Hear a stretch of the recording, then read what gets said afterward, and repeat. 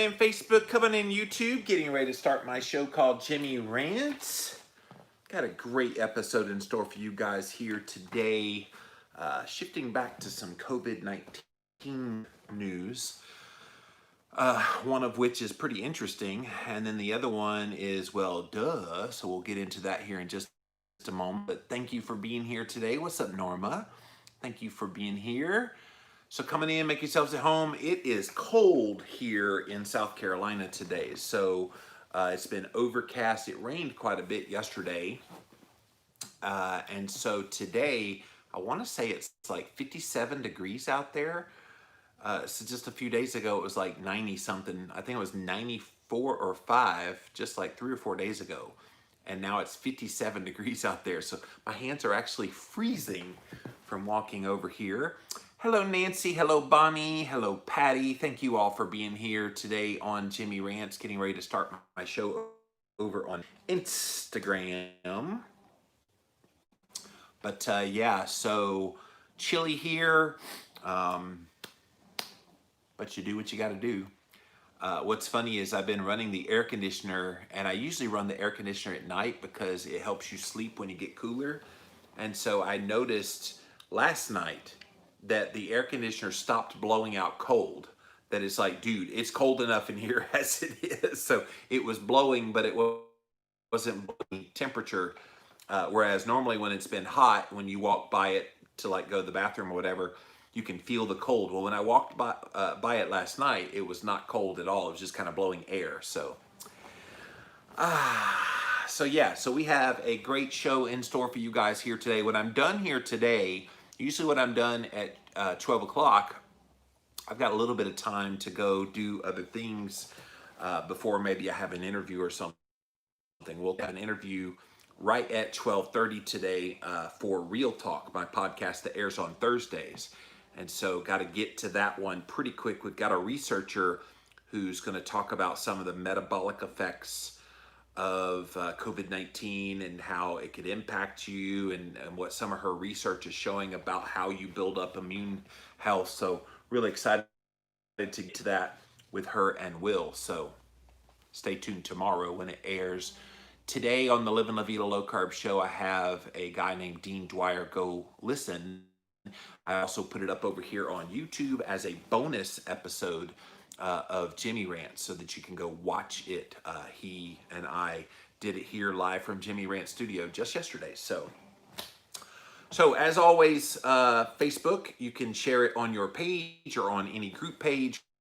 What we're going to share today, again, it's related to health and low carb and keto and diabetes and COVID-19.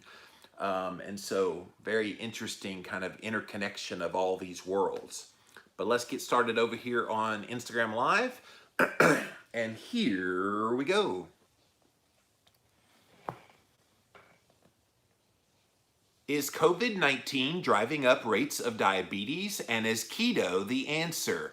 Find out today on Jimmy Rants. Click on that little box down there in the corner. It'll take you straight to IGTV for this episode of Jimmy Rants. JimmyRants.com is the website. And as always, if you want to engage live in the content, you really need to go follow me. I'm over on Instagram. At Living Low Carb Man is the username if you want to engage and be a part of the live show. We do go live Monday through Friday at 11 a.m. Eastern Time. On the weekend sometimes at 5 p.m. Eastern sometimes. Pretty much always we go live at 11 a.m. Eastern Time right here on Instagram Live. We also simulcast over here on my Facebook page, like Candace just came in. Thanks for being here today, you guys. And then over here on my YouTube channel, we also have a live stream, just like Linda just popped in to say good morning. Thank you all for being here today on Jimmy Rants. If you missed the live, you can watch it on replay on IGTV here at Instagram. We also throw the past episodes up over at YouTube. Just type in the keyword Jimmy Rants. You can also go youtube.com/livinglowcarbman, just like the username here in Instagram. And then finally, we do have a website for Jimmy Rants at jimmyrants.com. And once you are there, you can see all the past episodes. And a lot of people want to support the show because you get value out of what we do here. If that's you and you feel like I'm adding value to your life, then you can add value back to my life click on that Patreon link, and any donation you can give would be greatly appreciated. Okay, you guys, so I wanted to talk about COVID-19. Remember COVID-19? I know it feels like so long ago in the discussion of things, but we're still dealing with the ramifications of this. And the longer COVID-19 has been out there, the more we're learning about some of the effects that are happening to people that get this COVID-19. And by the way, I'm involved in a study of COVID-19 with the ring that I wear. So this is the Oura ring. It tracks your sleep and body temperature and all kinds of little biomarkers all throughout the day. And I've been involved in a COVID-19 study with them probably since mid-March, when all this kind of lockdown and everything started happening. They're like, oh, we want to conduct a study. I think it's the University of California, San Francisco that's doing this study. But they want to look at, is there a correlation between the bio data that you get from your ring, for example, and then predicting that you would get COVID-19. So it's kind of interesting. So every single day I've been doing this little survey of, do you have any symptoms? Have you been tested for COVID-19? Yes or no? What's your current temperature? And I've been taking my temperature and posting it and sending it to them every day. Well, yesterday I got a COVID-19 antibodies test in the mail, which those of you that follow Jimmy Ranch, I did this test right about 6 weeks ago. And it came back negative for both of the antibodies. So I won't know the results of this one, but it's kind of interesting. I've not had any symptoms of anything. Of course, you can be asymptomatic and still have had COVID-19. But it's interesting, kind of the things that are going on out there. But one of these news stories I'm going to read to you here, it was really interesting when I found out, Newsweek, by the way, has this first one. I found out that they're starting to look at, a lot of the experts are analyzing these patients who get COVID-19, and they're discovering some things that are happening to them. And one of the things is they're finding COVID-19 is triggering, get this, diabetes. COVID-19, the disease caused by this new coronavirus, may trigger diabetes in patients. Experts in the metabolic condition believe. This was a letter that was published in the New England Journal of Medicine. An international team of diabetes researchers say COVID-19 has now been linked to new cases of the condition. Those who already have diabetes have been found to be the ones who experience the most severe metabolic complications. These include problems caused by dangerously high blood sugar levels for type 1 and type 2 diabetics. This is the interesting part, guys. I don't think it's been underscored nearly enough in the mainstream of talking about COVID-19, how much metabolic health matters here. And it does not surprise me that we're seeing a higher occurrence of type 2 diabetes, for example, because of COVID-19. Because watch what happens when you get COVID-19. What's the first telltale sign? It's a cluster of what? Inflammation. And at the heart of all disease that happens in the human body, inflammation is the thing that instigates it, okay? So if you have acute level of inflammation come on all of a sudden on your body, and you were already maybe pre-diabetic, maybe metabolically damaged in some way, suddenly you get COVID-19, your body's fighting it off, and the immune system's trying to deal with the inflammation that's happening in your body. I'm not surprised that there would be new cases of diabetes as a result. In the 6 months since the COVID-19 pandemic started, diabetes has now emerged as a risk factor for a severe case of the disease. According to the authors of this paper, around 422 million people worldwide currently have diabetes, according to the World Health Organization. And research suggests there is a link between stress and the development of diabetes. Now that's interesting, because not only do we have stress that comes directly from people who would get COVID-19, we also, all of us have had stress from being in lockdown, from being under new normal stuff. The circumstances have changed, the uncertainty of everything. I wonder if this increase in diabetes is not just going to be limited to people directly infected with COVID-19, but even people who don't get it just because of the stress factor. It says that the stress of being seriously ill with COVID-19 could be involved in the new cases. True, but I would say stress alone, whether you've got COVID-19 or not, stress alone of dealing with a family member dealing with that has COVID-19, dealing with the loss of a job, dealing with disruptions in a whole lot of parts of our lives. I don't know about you, I'm a sports fan, and they've shown us a little bit of sports, but not nearly enough. And so I'm kind of jonesing for that kind of outlet for taking my mind off the real world stuff. All of that is contributing to stress in general. And yeah, you just said stress from poverty. I mean, there's so many things that are stressing people that I would not be surprised if it doesn't lead to an increase in diabetes. Of course, we also know stress does another thing. It makes you want to comfort eat. And so how much of the diabetes is people turning to comfort foods, which we know is code for crappy garbage galore, and the COVID-20 that you put on during the lockdown didn't just come with weight gain, it also came with higher blood sugars and exacerbating your insulin resistance to the point that now you have type 2 diabetes. And so this is kind of a concern that they're starting to look at. These researchers are pointing out that people are starting to develop diabetes because of COVID-19.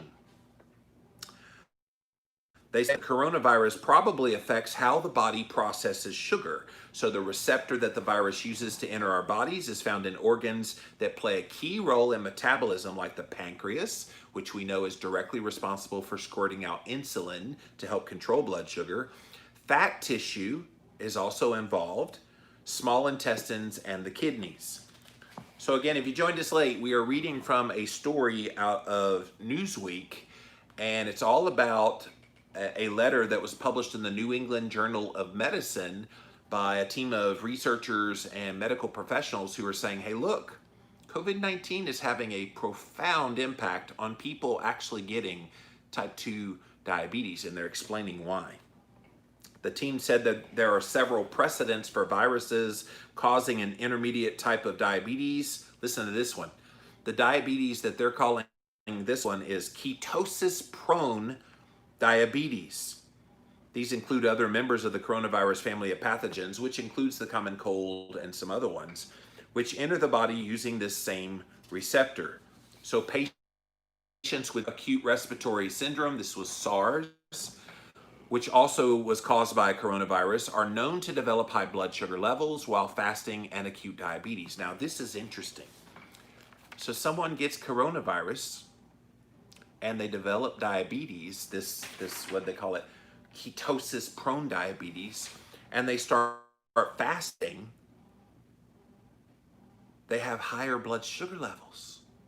Now that's curious, because some people report having higher blood sugar levels and while they fast. And so could that be this ketosis-prone diabetes, that fasting and even a deep state of nutritional ketosis could be bringing this on? It's all very interesting. This is also seen in patients with the lung infection pneumonia, which is also caused by viruses. So Paul Zimmett, a professor of diabetes at Monash University in Melbourne and honorary president of the International Diabetes Federation, said in a statement, "We don't yet know the magnitude of this new onset diabetes in COVID-19 and whether or not it will persist or resolve after the infection has left the body. And if so, whether or not COVID-19 will increase the risk of future diabetes." You know what I liken this to? It's the same as those women who get pregnant and they get gestational diabetes. So when you have gestational diabetes, it acts just like type 2 diabetes does, except it happens when you are pregnant with child. Some women, after they're pregnant, have it go away. Other women, after they're pregnant, have it stick around. So I wonder if we're going to see the same thing with COVID-19, that they think it will be transient, but what it'll be is transient in some, but not in all. This is going to be an interesting thing to watch. Zimmett is the co-lead investigator of a new global registry of patients with diabetes linked to COVID-19. It is hoped that the COVID-19 Registry will shed light on this link and find ways to help these patients get treated. Francesco Rubino, a professor of metabolic surgery at King's College London, also the co-investigator of the COVID-19 Registry project, said, diabetes is one of the most prevalent chronic diseases, and we are now realizing the consequences of the inevitable clash between these pandemics. Given the short period of human contact with this new coronavirus, the exact mechanism by which this virus influences glucose metabolism is still unclear, and we don't know whether the acute manifestation of diabetes in these patients represents type 1, which would be the autoimmune version, type 2, or whether it's possibly a brand new form of diabetes. Guys, this would be revolutionary that a virus can bring on a new form of diabetes. We have type 1, which is the autoimmune. Your pancreas doesn't make any insulin whatsoever. You're insulin dependent now for the rest of your life. Type 1.5 is another one, and this is where someone whose beta cell function has gone so low that they still make insulin, but it's insufficient to the point that they have to take a little bit of insulin in order to survive. It just can't do it without any insulin at all. Type 2 is where you have blood sugar abnormalities, but your insulin is still working. It's just not working appropriately because you have petered out your insulin ability to keep your blood sugar under control. And then type 3 diabetes is Alzheimer's disease, where you have diabetes of the brain. So what would they call this? Type 4 diabetes? I don't know. And if it happened with COVID-19 coronavirus, what would stop it? And maybe it has already happened and they've diagnosed it as type 2 previously. What would stop it from having already been created by people that get the seasonal flu? It's all really fascinating things that a virus can have such a profound impact on blood sugar levels that it forms into diabetes. Is this fascinating? Zimmett said, by establishing a global registry, we're calling on the international medical community to rapidly share relevant clinical observations that can help answer these questions. Anna Morris, the Assistant Director of Research at the charity Diabetes UK, who did not work on this article, told Newsweek that we know there is some evidence to suggest that viruses can, in some cases, trigger type 1 diabetes in those with a predisposition to the condition. Now that makes sense because type 1 diabetes is where the body starts attacking itself. So that's what autoimmune disease is. The body sees healthy tissue as a foreign enemy and it starts attacking. That same immune response that would deal with COVID-19 suddenly would be attacking the pancreas. And that's how you develop type 1 diabetes. What's happening when COVID-19 comes into the body, I wonder, is COVID-19 comes in with the cascade of all of this inflammatory stuff and the body just starts responding galore, and maybe there is a miscommunication of what's healthy tissue and what's not healthy tissue, and that's why it starts attacking the pancreas. I don't know, I'm not a researcher, but I'm just thinking out loud with a lot of the things that I know about this, the way the body works. That seems plausible as to why this would happen. I think instead of calling it a type 4 diabetes, for example, we could call it coronavirus-induced type 1 diabetes. Because they used to call type 2 diabetes adult onset diabetes because most people who got type 2 typically were a little bit older, and so they called it adult onset. Well, now kids are getting type 2 diabetes, so they had to stop calling it adult onset. But I wonder if we called it coronavirus onset diabetes, type 1 diabetes. That would be interesting.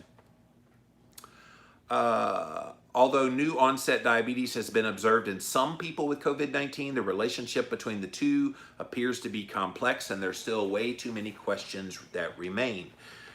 Morris said the charity welcomes the launch of this little registry. Dr. Katarina Koss, a senior lecturer in diabetes and obesity research at the University of Exeter, also a consulting physician in diabetes, was not involved in this letter. She said via email, it may be that the new type 2 diabetes cases are occurring in patients who already had undiagnosed problems with metabolism and high blood sugar levels were a response to the infection. And that's true. We know a lot of people deal with metabolic syndrome and insulin resistance, and maybe COVID-19 hits those people that are already teetering on the edge of developing type 2 diabetes, and boom, this cascade of inflammation just sends them over the top. So isn't that really interesting that they're now connecting that diabetes might actually be triggered by COVID-19? And of course, it underscores yet again metabolic health. It underscores the people who are getting the most symptoms from this tend to be those people who have the worst metabolic health. Which begs the question, why aren't we hearing more about how you improve your metabolic health? Now, you and I both know why we're not hearing that, because there's a lot of, especially on the news, on television, there's a lot of sponsors that are food companies. And if you start talking about, oh, you know, all that junk food that you eat and trying to comfort yourself with in the midst of the lockdown, yeah, that's the reason why you may be a little more susceptible to COVID-19. Now, you can't say that out loud when you've got people lining your pockets with money to promote their good. Now talk against? No, you're not going to do it. So they stay silent. I'm waiting for an ethical medical group to stand up and say, you know what, the charade is up.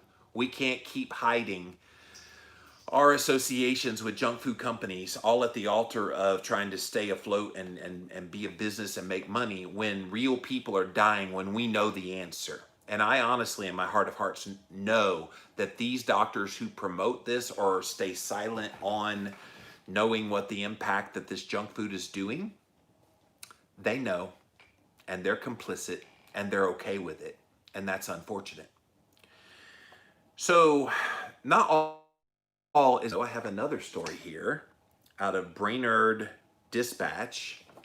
And this was really, really, really encouraging, you guys, because we now have a medical doctor there, and there is his picture. I've actually met this guy at one of the obesity conferences I used to attend, and he is doing some amazing work. As you can see, he's a young guy, but he is spreading information about keto, because what he's found is since COVID-19 came out, all these people are now suddenly interested in eating better and turning to keto. One epidemic is exposing another, according to this obesity specialist. And he wants to help spread the low carb, high fat message to everyone that wants to know in the midst of this pandemic. I was always a college athlete who got by eating whatever I wanted. Says Dr. Eisenschink, the chairman of hospital medicine and the head of the weight management section for Essentia Health St. John's Medical Center in Brainerd. And that all changed in medical school. I gained 30 to 40 pounds in med school, all while exercising and eating what I thought was healthy. He says he got fat during medical school on a familiar list of natural, virtuous seeming foods. See if you used to eat this way. I would start every morning by eating a granola bar with maple syrup, low-fat Greek yogurt, and orange juice. I think we all had that breakfast at some time. Before I'd go out for a run, it would be a peanut butter and jelly sandwich with some sort of protein bar. In the evening, there would be a meat and a veggie, but also a very large quantity of starch, like mashed potatoes, macaroni and cheese, you name it.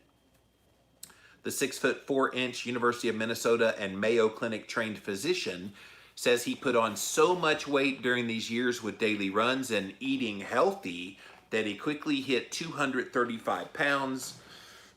He did a duathlon, running and cycling, and they put him in the stallion category, which I guess is the chunkiest category. His epiphany finally came in the fall of 2016 after he competed in his first Twin Cities Marathon. He trained all summer long, logged 450 miles of training. He was eating the way he thought he was supposed to be eating. He ran the marathon, got to the end, and he said he lost 7 pounds. And he said, I remember thinking to myself, I can't possibly run my way out of this. He fell into the trap of thinking, okay, I'm an athlete, I run, I can eat whatever I want because I'll just burn it off in my exercise. And that's not at all what happened for him. And yet, how many people still believe that? I think we have a lot of people that still believe that.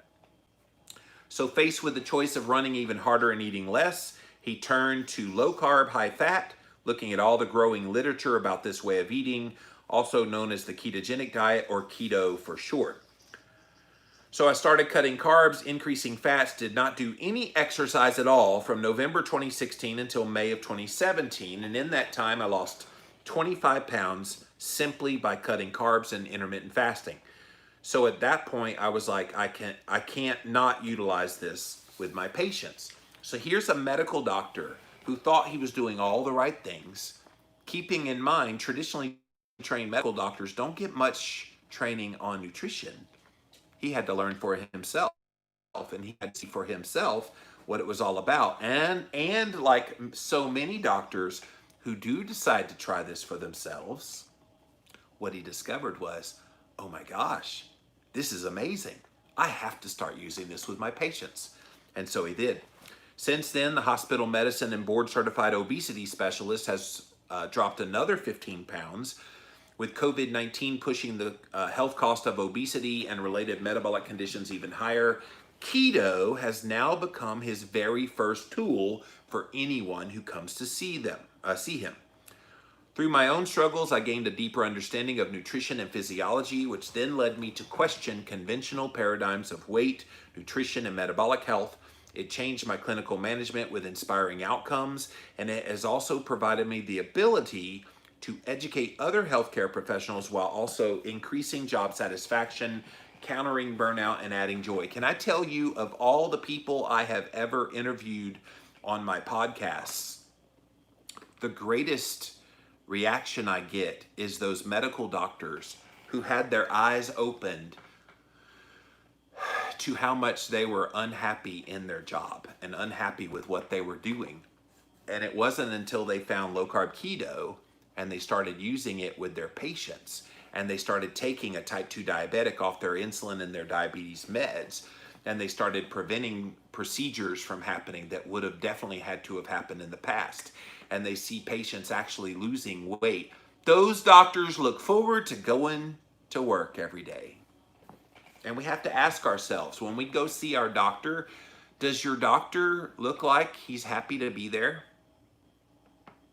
If we're being honest, most of them look grumpy and look tired, and they're not wanting to be there at all. And they're dismissing you. In fact, the whole model of seeing you in like 5 to 7 minutes and then you're in, you're out, it's so impersonal. They really never get to know who you are. And so a lot of these low carb doctors are like, well, we know that model sucks. So now they're budgeting, half an hour. Some of them on your very first visit, some of these low carb doctors like this gentleman, they'll spend an hour with you the first time they see you to kind of get to know you, what your goals are, what you want to do, and then to actually teach you principles that will make you healthy. And so I'm loving that we have more and more of these doctors now coming to this revelation. For decades, the diet status quo in the U.S. depicted weight loss as a simple process of exercising more and eating less. Fewer calories, less dietary saturated fats like butter, coconut oil, and animal fat. This was the calories in, calories out dietary belief. It reflected in the calorie counts at the counter of fast food franchises, the dietary guidelines that control the food offered to our children in their school lunches, as well as the fare served in hospital cafeterias, where they will gladly serve dinner rolls and vanilla pudding as long as they're low fat. That was always the funny thing when I was a kid in elementary school growing up in Pensacola, Florida. You would get chocolate milk, but it was low fat chocolate milk. I'm like, okay, does that suddenly make all that sugar you put in that chocolate milk healthier because you made it low fat? They seemed to think so. Health food in this depiction has no place for savory cultural meals like pot roast, lamb, roasted chicken with the skin on it. The so-called Mediterranean diet, plant-based diets all advise better health through low calories, rich in whole grains, fruits, vegetables, and only a small amount of lean meat and fish. and being sure to avoid all high fat, high calorie, cholesterol laden foods like cheese, butter, red meat, and eggs. Cheese, butter, red meat, and eggs. That sounds like my diet. So, this standard diet of care has been put forward on the pathway out of obesity and heart disease, adult onset diabetes, and hypertension, the same conditions mostly managed with medicines treated as chronic conditions. In other words, they have forever seen obesity and high blood pressure and heart disease and diabetes. They have all seen these as you get older, they are inevitabilities. That's what this chronic is all about. And that once it starts, you can't slow the progression. It's just going to continue to get worse and worse and worse until the good Lord decides to take you home. That's what they've believed. And they found that these patients are at a greater risk of the bad outcomes from COVID-19. So the answer to what we should eat is suddenly much more important than it's ever been before. So this Dr. Eisen Schenk, who is the region's first board-certified obesity medicine physician, said these are not necessarily chronic progressive conditions at all. They can actually be reversed. And today he uses what he's developed, a ketogenic food pyramid to use with his patients and with the same confidence as if I were to prescribe a drug. Can you imagine if you go to a doctor and with the same excitement about putting you on a cholesterol-lowering statin medication, he's putting you on red meat and eggs and non-starchy vegetables and butter? How giddy could you be? And of course, for him, he knows the results that are going to happen because of that. Whereas, how many doctors really know the results they're going to get from putting a patient on a drug? At best, when you put a patient on a drug, well, maybe, sort of, kind of, maybe it'll put a pathological change in the number on some tests. But is he really concerned if it's going to work or not? And if it doesn't work, oh, well, okay, it didn't work. And he moves on. Whereas if you recommend keto, it's going to be a little better. I do it by saying, if you do this, you'll feel better, your weight will improve, and we can probably stop you off of medicines. And here's the thing never talked about either. Some people don't have like prescription coverage. And so if you don't have coverage for prescription medications and you're a diabetic, you got a lot of money coming out of your pocket. And so if you suddenly tell that patient, hey, you know all that money you're spending on those diabetes meds? I want you to spend it on ribeye steaks now, because you're not going to have to spend that money on that diabetes meds much longer. It's powerful. With the help of a family member who is on board with the plan, he says patients are usually off and running. The first two things I hear from my patients are, I'm no longer hungry. Yeah, anybody can attest to that. And I don't crave the things I used to crave. This is the thing that if you can get people to start keto, then they realize all those things they think they're going to miss, they don't miss at all. It's why I always tell people, you know what, give keto 60 to 90 days. Just give it a period of time. You can survive without your ding-dongs, ho-hos, Coca-Cola, Doritos, and all the other things you think you can't live without. You can live without it for a period of time. And if you eat adequate fat and you eat adequate protein, you minimize your carbohydrates, and you keep the stress out of this whole process, don't be surprised if in 60 to 90 days you no longer want those things anymore. I was the king growing up of macaroni and cheese. I could eat a whole plate of just macaroni and cheese and be a happy person. And I continued to have that well into my 20s. And then I went low carb. I went Atkins diet in 2004. And within just a couple months, I didn't want it anymore. And that was shocking. It was a lifelong loving food I'd never thought I wanted to live without. And suddenly I was living happily without it. And since then, I have tried it on 2 occasions just to see. And they were quality versions of macaroni and cheese. And I go, why did I ever like this? Like, why did I ever think this was good? But it's because your tastes change. What you thought was good before no longer tastes good at all. And don't get me started on trying to have anything sweet anymore. Most traditional sweet things just blow my head off now. They're so sweet. If those become true, meaning no longer hungry and no longer craving, they have more or less transformed into this way of eating. At that point, I'm more or less becoming a counselor and coach, helping to fine-tune things. The method reduces healthy eating to just one thing: minimize the release of. If we could get people to understand that weight loss and health changes have nothing at all to do with your calorie intake and everything to do with reducing your insulin, I feel like the next trend that we could really get people on is the low insulin diet. And I think what will bring that on is when we're able to test our insulin at home. It doesn't exist yet. We can test blood sugar, but we can't test insulin. The moment we can test insulin at home, don't be surprised that a low insulin diet suddenly becomes all the rage, and it's going to end up being a ketogenic diet. Insulin is a hormone that's released by the pancreas when fuel from dietary carbs enters the bloodstream. Insulin shunts energy into fat cells. That makes you hungry again shortly after you eat. And in this way, insulin makes us overfed and undernourished at the exact same time. This is why they say, wow, if that person has all that fat on their body, why can't they use that for energy? Well, they can't use it for energy because now they're simultaneously eating carbohydrates that are becoming energy. This is why when you remove the carbohydrates from your diet, it helps you tap into those stored body fat. Now, body fat's a whole lot more complex than that, but in general, that's how a ketogenic diet works, is you're removing this secondary source of energy so that your stored body fat can be tapped into. To avoid insulin, the ketogenic diet promotes eating unlimited amounts of fatty meats, cheese, plant, animal protein, nuts, seeds, vegetables that grow above the ground.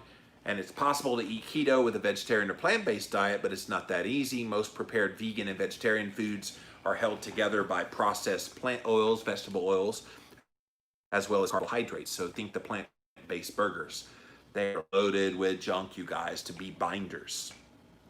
Likewise, trying to eat low-carb, high-protein without increasing fats like butter, red meat, and cream will leave you feeling malnourished and hungry. And I'll tell you, I did that experiment last week where I ate a pound of chicken breast, and I got bad hypoglycemia, which means I had a huge insulin spike from that. Probably not a good idea. So I think they're onto something here. It's not high protein. It's not just exclusively high fat. I think it's the appropriate amounts of natural fat and protein that come in animal-based foods primarily. And if you minimize carbohydrates in that context, then it should be the right ones for you. To ease the skepticism of colleagues who question the high consumption of saturated fat and animal protein with keto, Eisenschink will encourage them to investigate the data showing the evidence base linking dietary cholesterol and saturated fat with heart disease, diabetes, and obesity. And what they'll find, you guys, there ain't much of a link. It's very poor. The data supporting LCHF to reverse adult onset diabetes, though, continues to increase. So they want to throw that it's unhealthy, and the easy way to respond to that is, hey, look, show me the evidence. And any evidence that they show you will not be a randomized controlled clinical trial. What they show you is epidemiology, which is not that great for having any human application. Animal-based models, so a rat study, mouse study, doesn't really show you that much. Show me the randomized controlled clinical trial that tells me that eating red meat and high-fat diets is somehow going to be unhealthy for you, and then I'll have that conversation. But until that happens, the phone's gonna ring and people are gonna wanna know. Sorry about that, guys. There's a phone ringing in my background. Hello? I'm sorry, is that American Heart Association trying to tell me to shut up? Sorry, I won't, because this message is important for me. So you can keep calling, but I'm not answering your phone, I promise you. See, they hung up. They heard me. LCHF has been endorsed by the Obesity Medicine Association. Carbohydrate restriction is now a part of the American Diabetes Association. Virta Health, a keto coaching program in Indiana, recently published research showing 2 years of success reversing type 2 diabetes with LCHF, while researchers at Johns Hopkins recently published a 3-month trial showing similar outcomes. But after 100 primary care patients and 70 obesity consults, Eisenschink says it's his patients' results that sway colleagues the most. On the whole, their A1C gets better, fasting insulin gets better, liver function enzymes are normalizing, triglycerides go down, HDL is up, weight is down, blood pressure down, reflux resolved, and in some cases, sleep apnea and eczema no longer exist. Occasionally their LDL changes in such a way that it may go up, but if you look at the particle size, it's always the less risky. So that's the large fluffy pattern A as opposed to the BB sized pattern B. Both in primary care and the specialties, I think the thing that speaks the loudest is the patients we share. I get these messages from primary care doctors asking, holy cow, what's different? Is this really that powerful? Like, can you see this, you guys? Behind the scenes, these doctors goes, wait. We could have been using keto all along to help our patients, and we're just now learning about this? Why aren't we being taught this in medical school? Why haven't we found out about this before? Doctors' eyes are being open, and I just hope that people like Dr. Eisenschink and others, I know Eric Westman's been trying to do this for many years. Adam Nally's been trying to do it for many years. There's so many people out there that are trying to preach the gospel of keto, that this is an option. And it's not the answer for everybody, but I think if you've got enough patients doing really well with it, why would you not want to replicate it on a wide scale basis? And maybe we can improve the metabolic health of people to the point that when something like COVID-19 comes around, it's not as devastating as it's been on the poor people that have unfortunately died from it. The medical center recently released the story of Katie Erickson, a 27-year-old nurse from the neighboring town who lost 75 pounds since July 2019 on this program, with her cholesterol and insulin levels going down, her health markers all improving. This has been a program that actually feels like I can do it forever. It's sustainable, and one that I will carry forward with. Eisenschink says young males tend to lose weight the fastest on keto, while older women lose weight, but it's in a slow and steady progression. He feels lucky that Essentia, which is the group he works for, has been supportive. Administration leadership has been on board from the beginning. 2 years ago, we had a low-carb conference, the first one in Minnesota, and during the last year, we had 425 people show up to that conference. So the connection with COVID, you guys, this is good timing, because COVID-19 has brought pressure to find an answer to the soaring rates of obesity and metabolic syndrome, both of which are huge risk factors for people that get the COVID-19 coronavirus. For reasons unknown, the virus has proven far more deadly in people who have obesity, as well as heart disease, hypertension, and adult onset diabetes. What COVID-19 has done, according to Eisenschink, is sort of expose our vulnerability, our baseline state of metabolic inflammation and the metabolic dysregulation. One pandemic, the COVID-19, is exposing another one. And this is something I'm not hearing a lot of people outside of our community talking about. We have had for a very long time, an epidemic of metabolic disruption, of insulin resistance. And I'm hoping, you guys, that all that has happened with COVID-19 in 2020 puts a very sharp line that we have to do something desperately about our metabolic health collectively as a society. And I think what it has exposed is what we've been doing has been all the exact wrong things. And so now more than ever, let's stop playing games. Let's stop kowtowing to the pharmaceutical companies. Let's stop trying to appease corporate sponsors that are big food companies. They are the problem. And if we want to get somewhere in this, we need to reverse course of what we've been doing. And this is where keto comes into play. It's been a great talking point to say to people that should you want to pursue lifestyle changes with us, now is the perfect time. They know that this thing is probably not going away for a while, talking about COVID-19, and it could put me in a vulnerable state quite rapidly. In my medical school residency, I was never taught anything about what I teach now. Just like the cardiologists weren't taught and the nutritionists and dietitians weren't taught, your average patient, of course, doesn't know either unless they hang out on places like Jimmy Rants. But the current way we're doing things, more meds, more metabolic syndrome, unhappy patients, bigger bills, lower lifespan, we can flip it all on its head. So guys, I hope this is an encouragement to you that in the midst of this pandemic and in the midst of trying to talk to people about what's going on, this is an opportunity to say, hey, look, are you worried about your health? Are you worried about some of the metabolic effects if you get this thing? Are you worried about your weight and your health being compromised right now and that you don't think there's anything you can do? This is our opportunity to promote keto, and I'm so loving that this medical doctor is using it with his patients and using his platform. And here's the big thing, in case you missed it in that story, the hospital is on board.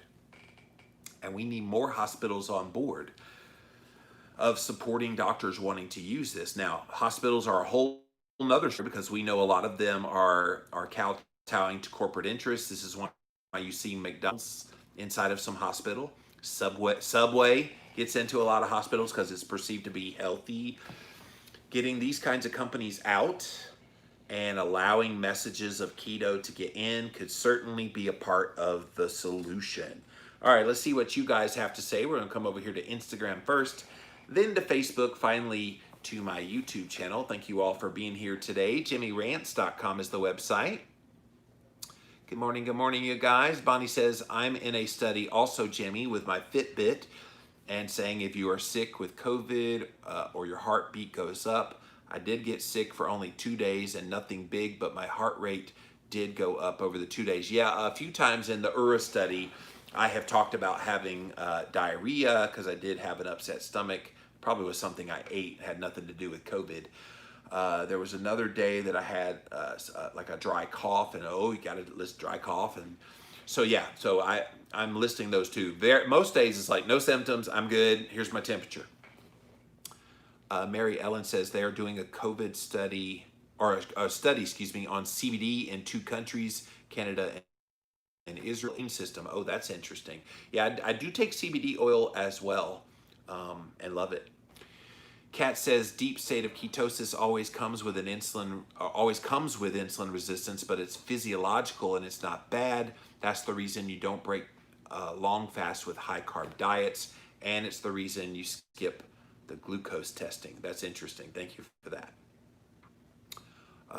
Mary Ellen says, I appreciate and thank you for helping us. I'm learning and trying to figure out what's good. We need more good people like you. Aw, thank you for that.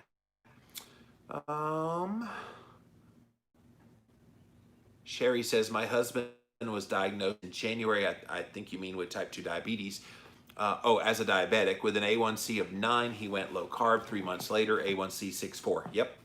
And as he continues on and tweaks and adds in periods of intermittent fasting and all the things, it'll get easily under 5.5. All right, thank you, Instagram Live. Let's pop you back over there. Let you kind of sit there for a moment while I go over to my Facebook page. Make sure I don't knock over the stands here. What's up, Facebook? Thanks for being here today. See what you have to say about this. Norma says, I thought PCOS was type 3 diabetes. No, PCOS is not a form of diabetes. It's a form of insulin resistance. So type 3 diabetes is Alzheimer's disease. It's where you have diabetes of the brain, where your glucose and insulin resistance starts to make your brain not work properly. And so this is why for Alzheimer's, they put patients on a super high fat diet, like upwards of 90% fat, and using some MCT oil and coconut oil and some other things that would help to get ketone levels pretty high. They're able to not reverse Alzheimer's. Once you have dementia and Alzheimer's, you can't reverse it, but you can slow the progression, that maybe there could be a little bit of revival of the brain. But it's why you don't want to get it to the point where type 3 diabetes gets so bad that your brain health is bad. But yeah, PCOS, polycystic ovarian syndrome, insulin resistance, but it's not diabetes. Candace says, I have NHS and chronic urticaria, all autoimmune diseases. This stuff is definitely fascinating. Yeah, once you get one autoimmune disease, you are susceptible to multiple ones. And so, sorry to hear you have to deal with all that. Mike says, what is the doctor's name? Sorry, I'm in and out of the live. So his name is Dr. Eisen Schenk, Eisenschenk. There is his picture. He's a handsome young man. And like I said, I met him at a few of the obesity conferences that I've been to. Super nice guy, too, and super intelligent. I think I met him when he was still in med school. And he was kind of learning and going through all this. So just as he was coming to an understanding of low-carb diets, ketogenic diets, was when I first met him. Candace says, cauliflower and cheese. Yeah, cauliflower and cheese is probably just as good as macaroni and cheese now. MS causing early onset dementia symptoms during heat waves. Scary. Oh, that's interesting. I'm 36 and used to have 121 IQ, but the MS has messed you up, huh? And she says, thank you for being you. Thank you. Thank you for being out there and joining us on Jimmy Rants here today.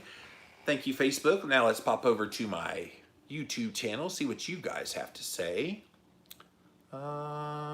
Shirley says, sorry I'm late. Well, you're never late. Just you came in when you came in. And it's always on replay. That's the fun part is I leave these up. And yeah, you can watch them whenever it's convenient for you. Kira says, I also have MS. Multiple sclerosis is a bad thing. I mean, it just keeps coming out there and so many people have to deal with those ramifications. All righty, let's see what we got here. All right, I think we have covered everybody's comments. So thank you guys for being here today. But check it out, guys. Like we're learning more and more things about this COVID-19. The longer it goes on. And don't think that this is the last of it. I think we have so many people that are going to be poring over the data. They're going to be poring over every little detail of every patient that got COVID-19, and especially the ones that died from it.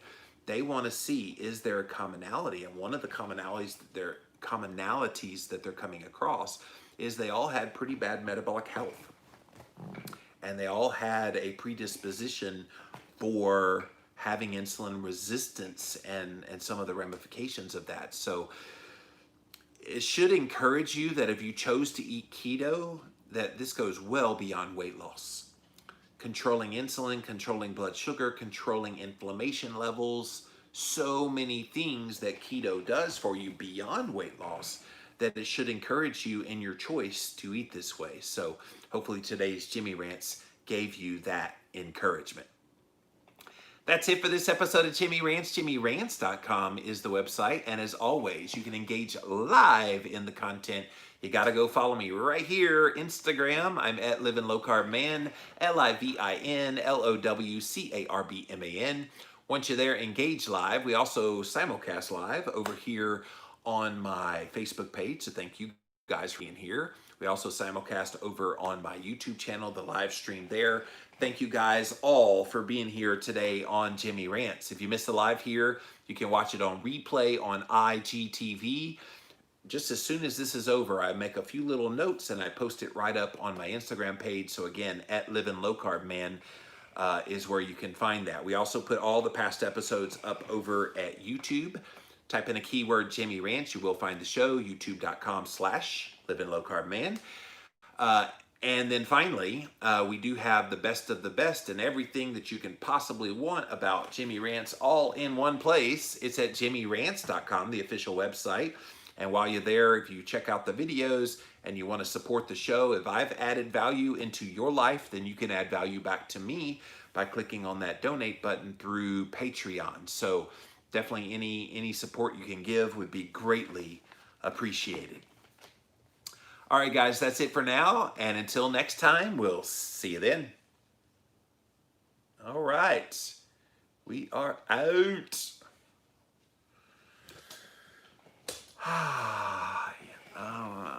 Nice to meet you, fellow warrior. PM me anytime. Thank you, Candace. PCS2, keto 2 years now, major damage from standard diet. Yeah, a lot of us had major damage.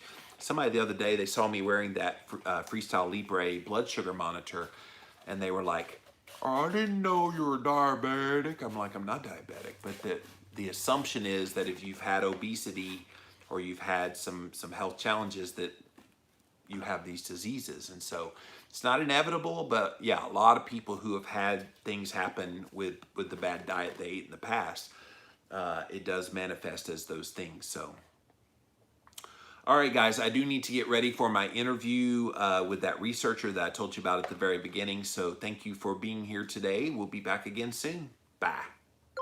Bye, YouTube.